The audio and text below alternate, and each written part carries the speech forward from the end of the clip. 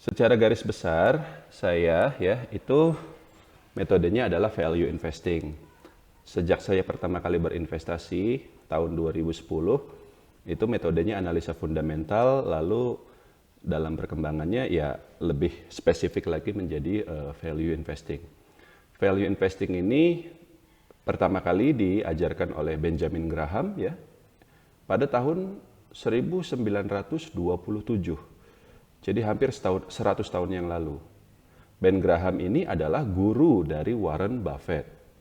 Warren Buffett kita tahu adalah investor terbesar paling populer di dunia, investor saham paling populer di dunia, dan pendekatannya adalah value investing. Lalu di Indonesia ada Pak Lo Keng Hong. Ya. Beliau sudah sejak tahun 89 berinvestasi di pasar modal. Jadi lebih dari 30 tahun pengalamannya.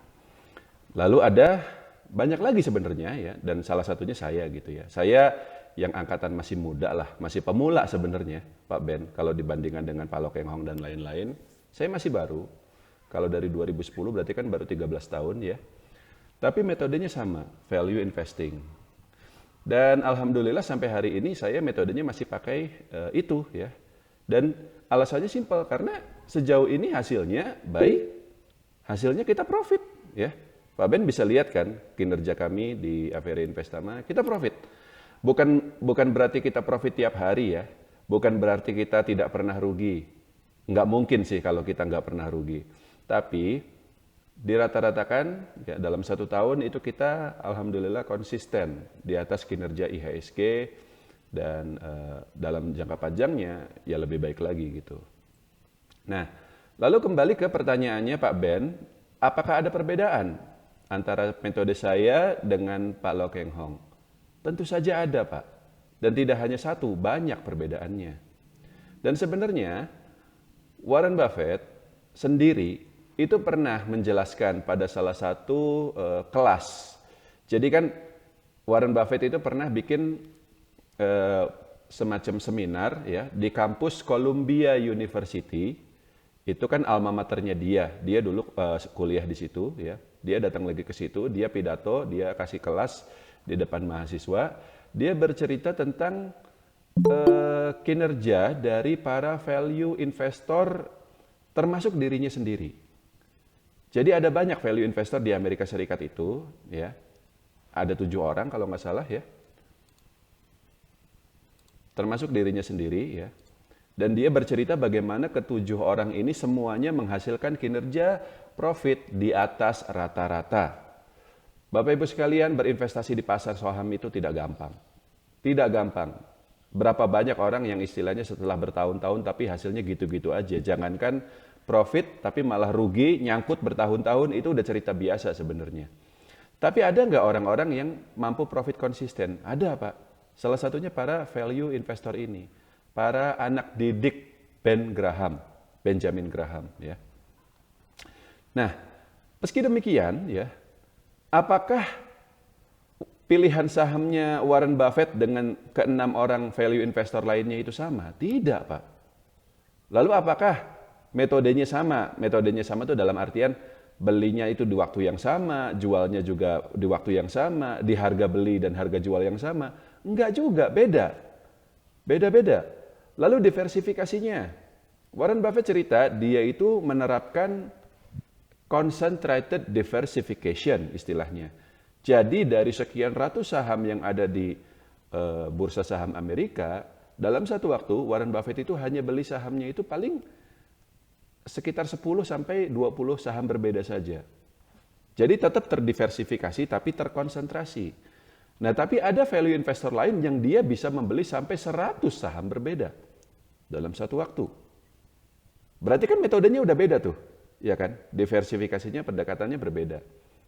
Tapi hasilnya sama-sama profit. Persentase profitnya tidak persis sama. Warren Buffett berapa persen, temannya berapa persen, dan seterusnya. Tapi persamaannya adalah mereka sama-sama profit, gitu loh. Nggak ada yang rugi, nggak ada yang secara keseluruhan rugi dan di bawah kinerja, bukan kinerja IHSG kalau di Amerika Serikat ya, di bawah kinerja Dow Jones. Tidak ada, semuanya kinerja investasinya itu di atas kinerja Dow Jones atau S&P 500. Nah, kembali ke Indonesia.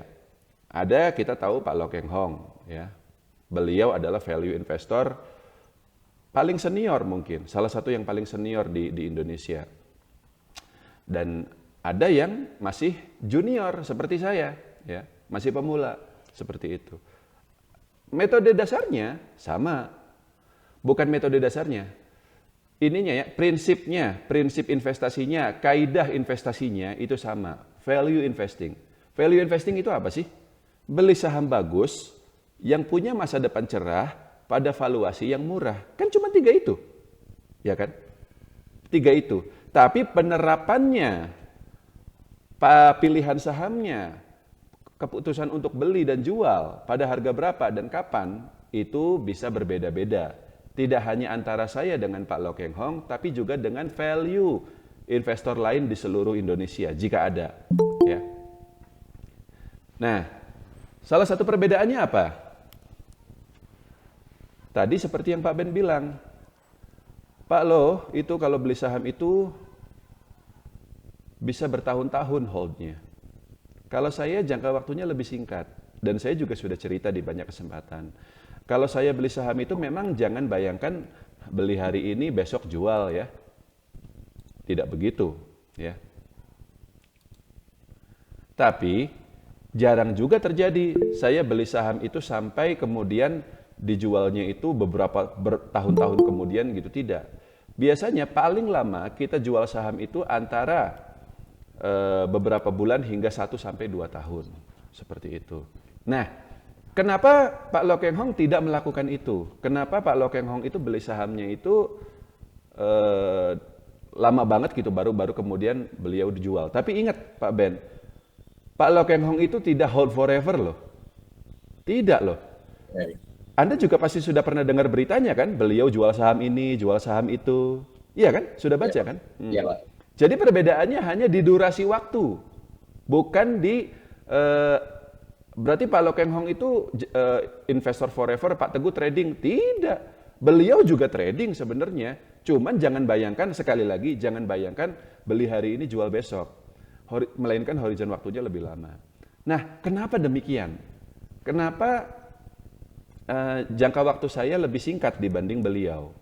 Karena saya bisa melakukannya, Pak. Beliau tidak bisa. Kenapa?